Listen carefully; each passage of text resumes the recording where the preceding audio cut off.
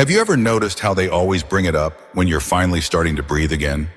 Just when the wound begins to heal, someone reaches in with careless fingers and scratches at the scar, not to help, not to understand, but just to see if it still bleeds. At first, I used to think they meant well, that maybe they were worried, that bringing up my past, my mistakes, my breakdowns, my lowest versions, was their strange way of showing concern, like maybe they were reminding me so I wouldn't fall back. But I was wrong, because when someone truly cares about you, they don't fixate on the chapters you've outgrown. They notice how far you've come. They celebrate your becoming. They sit beside you as you write the next page. They don't chain you to the old ones. So why do some people seem obsessed with who you used to be? Why, when you finally find peace, when you begin to move with clarity and calm, do they say things like, remember when you used to mess everything up? Or worse, don't forget where you came from. Always with a smile, a joke, a little laugh, but it cuts every time because you can feel it, the weight behind the words. They're not just reminiscing, they're reminding, not out of love, but out of fear, not to lift you up, but to keep you small. The truth is hard to swallow. They're not talking about you.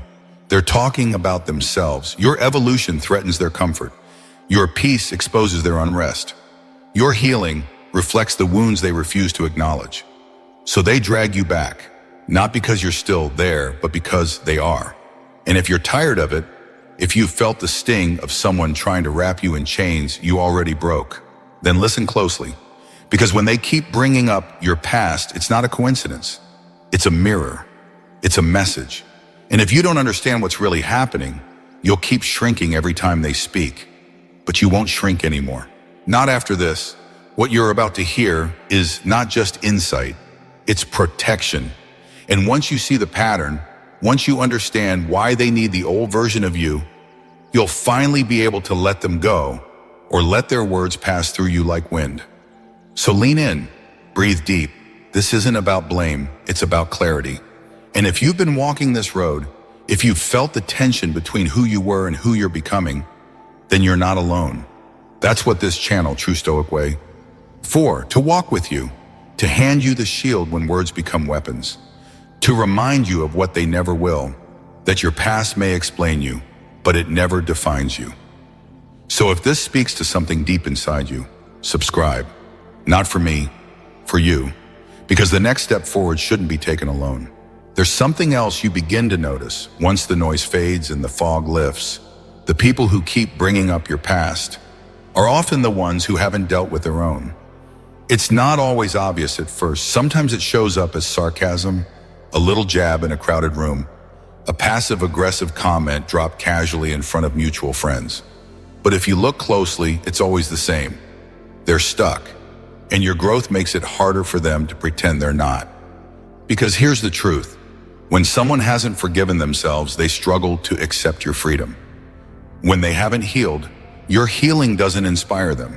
It threatens them. See, they don't just remember who you used to be. They need you to stay that way. Why? Because that version of you made sense to them. That version didn't challenge anything. That version allowed them to feel superior, comfortable, or at least equal. But now you're different. You don't react the same. You don't seek their approval. You don't stay small when they expect you to. And so they panic. Not visibly, not dramatically, but deep down, they scramble to keep the story intact. Because if you can change, they have no excuse not to. And if they haven't moved forward, it's much easier to pretend you haven't either. I remember someone like that from my own life. Let's call her Ela. We were close once, childhood friends. We knew everything about each other, the secrets, the mistakes, the ugly breakdowns. In our 20s, I watched her spiral through toxic relationships and self-destruction. But she didn't stay there. She went to therapy. She started over. She rebuilt, slowly but surely, into someone strong, radiant, and grounded. But every time she met that one old friend, it was the same. Oh, remember when you were a mess? Wow, I never thought you'd get it together. And laughter, smiles, but it wasn't harmless. Because those words were never meant to connect. They were meant to anchor. What Isla finally realized was simple but painful. That friend wasn't reminiscing. She was resisting. Resisting the need to grow herself. Resisting the new dynamic. Resisting the truth that the girl she used to outshine had surpassed her. So she clung to old memories like lifelines, not because she loved them, but because they gave her a sense of control. This is where Stoic wisdom becomes piercing. Seneca once said, "He who clings to pain cannot walk forward." And you'll see this again and again. The people who keep dragging you back aren't malicious. They're wounded, unhealed. And every time they see you move forward, it's like a reminder, not just of who you are now, but of who they still aren't.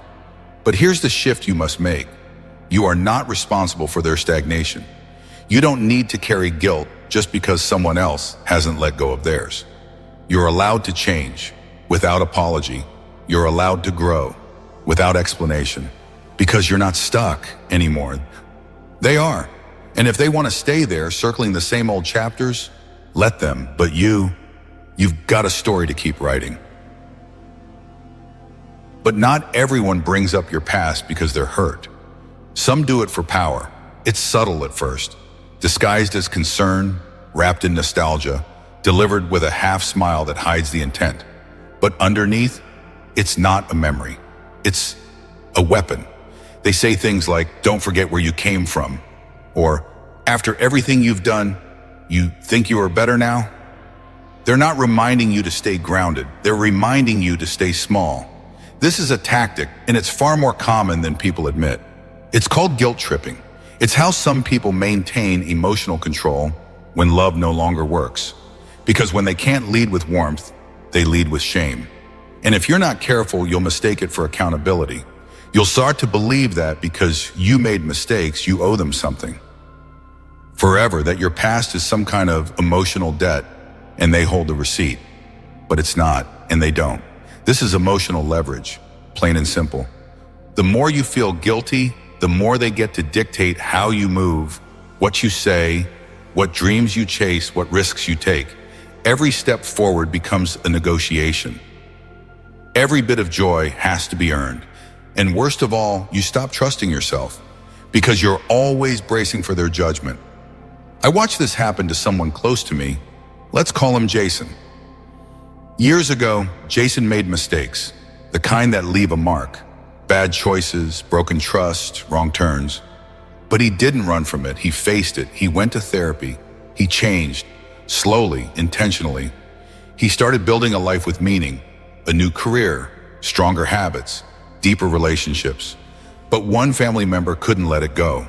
They never outright shamed him. That would be too obvious. Instead, it was a whisper. "Just don't mess it up this time." A glance, "We know what you're capable of." It worked for a while. Jason would shrink, second guess, pull back, not because he hadn't changed, but because he felt like he had to keep proving it. Until one day he stopped.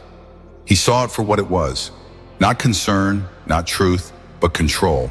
And that was the moment he reclaimed his peace. Because here's what the Stoics teach us. Do not hand over your peace to the judgment of others. Epictetus. When you let someone else define your worth based on your past, you hand them the keys to your present. And with those keys, they can lock every door you try to open. But the power they hold, it only exists if you accept it. So no, you don't need to explain yourself again. No, you don't need to keep apologizing for the person you used to be. You've already paid for your mistakes. You've already grown from them. That's what redemption looks like. That's what healing is. You don't owe anyone a lifetime sentence of shame just because they refuse to evolve their image of you. Let them stay in that loop if they choose, but don't join them because you've already left the cage. You don't belong inside just because someone else wants to keep the door open. And then there's the kind that hurts the most, the ones who used to walk beside you, the ones you laughed with, grew up with, shared dreams with. You thought they'd be proud of your growth. Instead, they mock it. They say things like, "Oh, look who's all mature now," or "Don't act like you've changed that much." It's always wrapped in humor, always said with a smirk, but deep down, it's laced with discomfort. And the message is clear. Don't outgrow the version of you I'm comfortable with, because your evolution shines a light, and that light exposes the shadows they've been hiding in. When you rise, they have to face where they've stayed. When you expand, they feel small, and instead of rising with you, they try to clip your wings, not to hurt you, but to keep the world predictable. They don't want to lose you, but more than that, they don't want to lose themselves in comparison. I remember someone like that. His name was Eric. He came from a rough neighborhood, made all the wrong turns, street trouble, arrests, bad deals. But he didn't let it define him. He got his degree, built a business, found peace, grew into a man with clarity, focus, and purpose. But when he visited his old friends, the conversations never changed. Remember when you got arrested? Man, never thought you'd make it out. At first he'd laugh, it felt harmless, just old stories. But over time, he realized they weren't celebrating the journey. They were dragging it backwards, anchoring him to a version they could still understand. Because this new version, the one who had direction, discipline, power, it scared them. Not because he did anything wrong, but because he did everything they didn't. And instead of asking for guidance, instead of growing together, they chose the easier route: diminish him, shrink him, keep him boxed in nostalgia. But Eric outgrew the box, and so can you. Here's what Marcus Aurelius said: "The one who seeks your past fears your present power." That one sentence explains everything. If they keep digging into who you were, it's because they're afraid of who you are now, not because it's fake, but because it's real, and it's undeniable. But your role isn't to make others comfortable. Your job isn't to dim your light so no one feels blind. You weren't meant to shrink just so someone else doesn't have to stretch. You don't need to keep fitting into the mold they cast for you years ago. You broke it. You've moved on. And if they can't come with you, that's their journey to reckon with, not yours to fix. So stop apologizing for your evolution. Stop folding yourself to fit inside places you've already outgrown. You are not who you were, and you don't need their permission to become more. And if you've made it this far, if you feel something stirring in your chest, that quiet knowing that you've outgrown old versions of yourself, then you're not alone. That's exactly why True Stoic Way exists. This is more than a channel, it's a path. It's a reminder that your strength isn't in who you've been, it's in who you refuse to stop becoming. So if this resonates, join the movement. Hit subscribe, not to follow, but to rise. But sometimes it's not about fear, it's about refusal. Refusal to update the picture they have of you, even when you've clearly changed. They've got you locked in their mind as the sensitive one, the mess, the failure, the emotional wreck. And even though you've evolved mentally, emotionally, spiritually, they still interact with you like you're frozen in that old version. Why? Because your transformation would require them to rewrite the script. It would demand effort, humility, growth. And many people simply aren't ready for that. It's easier to joke. It's easier to pretend nothing's changed. Because if you change, then they have to reconsider who they've been all along. Some people don't want the truth, they want comfort. And if that means treating you like a caricature of who you were, so be it. I think of Emily. She spent years doing the inner work, left a toxic relationship, learned boundaries, rebuilt her confidence from the inside out. The kind of change that's slow, painful, and real. But when she reconnected with old friends, they laughed like they always did. Still called her too emotional. Still teased her for crying during hard conversations. Still treated her like she was breakable, like she hadn't outgrown the girl they used to know. At first, she tried to laugh it off, tried to show up with grace, but after a while, it wasn't funny anymore. Because it wasn't a joke, it was a rejection. Not of her, but of their need to grow in response to her growth. And that was the moment she realized she didn't need their approval. She needed the truth. And the truth is this: some people would rather keep you small than expand their own perception. They'd rather deny your change than confront their own stagnation. But that's not your burden to carry. Epictetus once said, "You are not bound to who you were. grow with reason, and let the past be dust. Your evolution isn't a threat.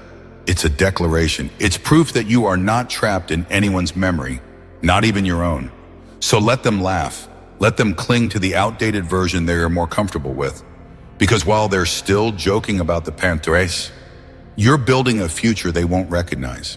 You don't need to be seen by everyone. You just need to see yourself clearly. And that's more powerful than any validation they could offer. There's something even more subtle and more painful than being mocked or minimized. It's being dismissed. You pour everything into your growth. You fight through darkness no one saw. You rebuild yourself from the ground up. And when you finally step out, steady, grounded, proud, someone looks at you and says, "You've changed so much. Remember when you were such a mess?" They call it memory, but it feels like judgment. They say it casually, but the tone is never light, because behind those words is a quiet refusal to acknowledge who you've become. They don't see the work. They don't see the healing. They don't see the climb. They only see the fall.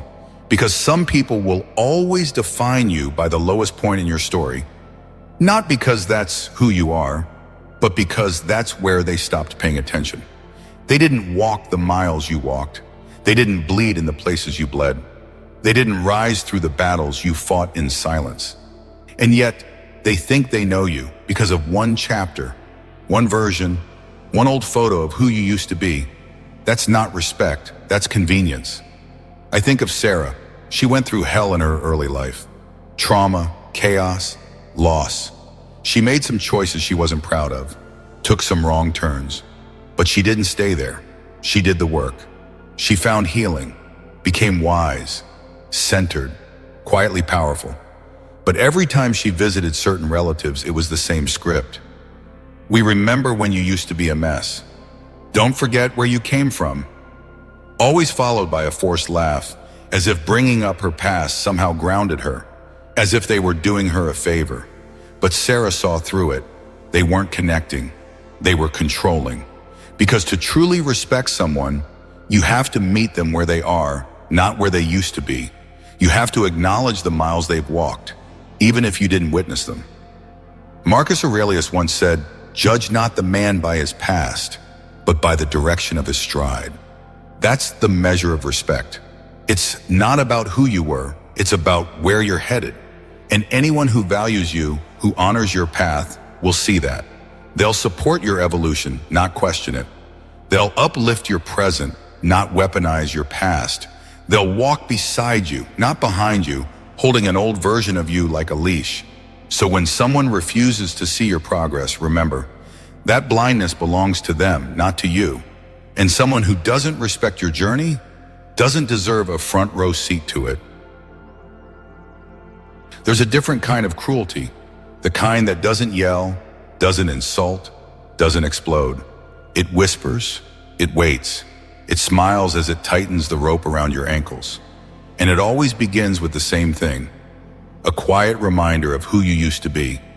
Not to connect, not to understand, but to keep you stuck. You start to rise and they pull you back with a story. You find clarity and they cloud it with guilt. You take a bold step forward and suddenly they're telling everyone about the time you stumbled. It's not an accident. It's not nostalgia. It's a tactic, because they know the version of you today is strong, capable, confident. So they use the only weapon that still works, your past. They don't want you to rise, not because you don't deserve it, but because if you rise, they lose control. And that's what this is really about. Control, not love, not honesty, not memory. Control. I saw this play out with a man named Daniel. He wasn't perfect. He'd made mistakes, hurt people, sabotaged opportunities, but he took accountability. He didn't run. He didn't deflect. He worked. He changed. He became someone steady, someone self-aware, someone proud. Not because he had something to prove, but because he earned that pride. But his older brother never let him forget. Every conversation had a jab in it. Funny how you think you've got it all figured out now. Don't get too proud. We remember the old you. And for a long time it worked. Daniel would shrink, second guess, He'd feel like no matter how far he'd come, that old version would always be waiting to shame him back into place.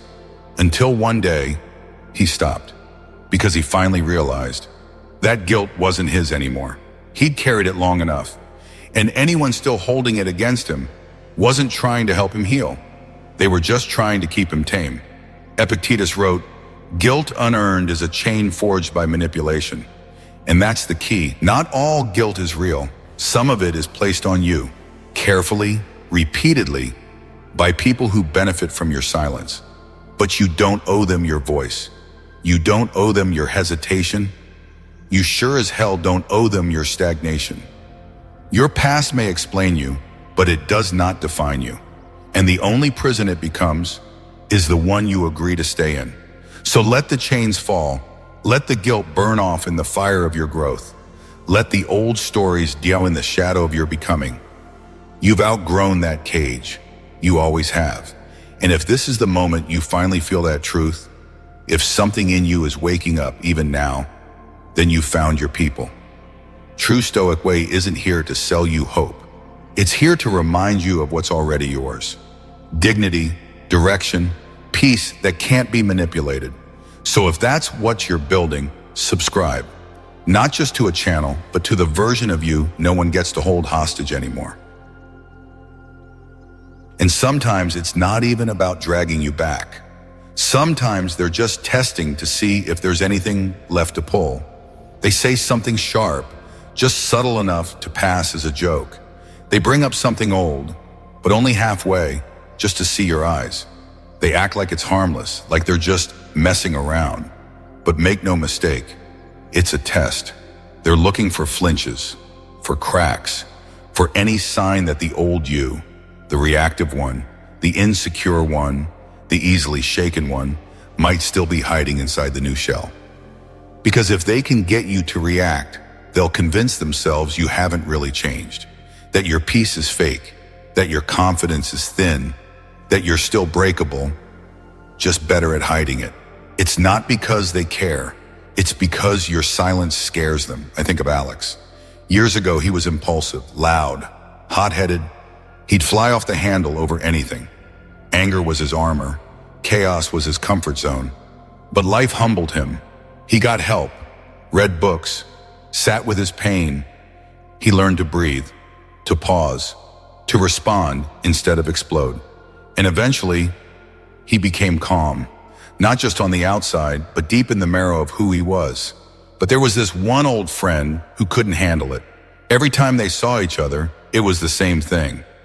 Don't get too calm now. We remember when you used to flip out over nothing. Laughter, nudge, like it was funny, but it wasn't. Because it wasn't a joke, it was a challenge. This person didn't want to connect. They wanted to provoke. At first, Alex would feel it rise in him, that old fire, the urge to defend, to prove. But then he saw it for what it was, a trap. So one day he didn't say anything. He just looked at him, breathed, smiled, and said nothing. And in that silence, he won. Because true strength isn't loud. It's quiet. It's measured. It's the ability to sit in peace when someone is trying to throw stones just to see if you'll shatter. Marcus Aurelius said, "He who cannot be provoked holds the highest power." Let them try, let them dig, let them tap at the surface, hoping to find a wound. You don't owe them a flinch. You don't owe them access to the parts of you you've already healed. Because your silence, that's not weakness, it's your sword. And when they realize they can't poke the same bruise and get the same reaction, the game ends. And you walk away, not just unbothered, but untouchable. And maybe now you see it more clearly. The way they speak, the timing of their words, the weight in their voice when they say, "Remember when you were..."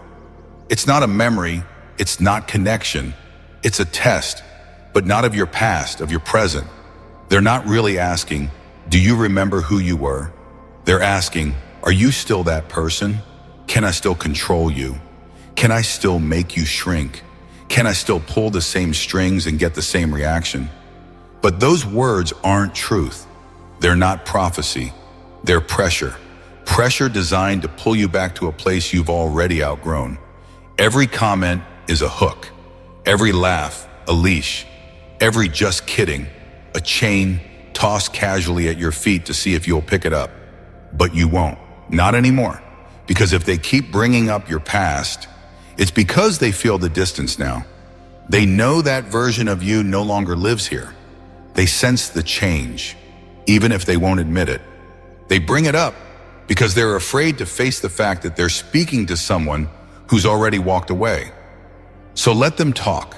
Let them circle that old image, trying to provoke, control, guilt, or define you. You're not there anymore. You left, you healed, you built, and the ground you now walk on, it wasn't given, it was earned. So walk. Walk without apology. Walk without looking back. Walk until their voices fade and the only thing you hear is your own breath, steady, calm, free. And behind you, let the chains fall. Let them clatter to the ground one by one, like the false identities they tried to wrap around your ankles. You don't wear them anymore. And if you're on that path, if something in your soul is rising as you listen, then you already know you're not just remembering who you are, you're reclaiming it. That's what true Stoic way is here for. Not just content, not just words, a shield, a compass, a voice that reminds you, no matter how many people try to pull you back, the direction of your stride matters more than the dust behind your heels. So if you're walking this path, walk it with us. Hit subscribe, not because you need permission, but because you deserve protection. Let this be your space, your silence, your strength, and keep going. They can't stop what they no longer understand.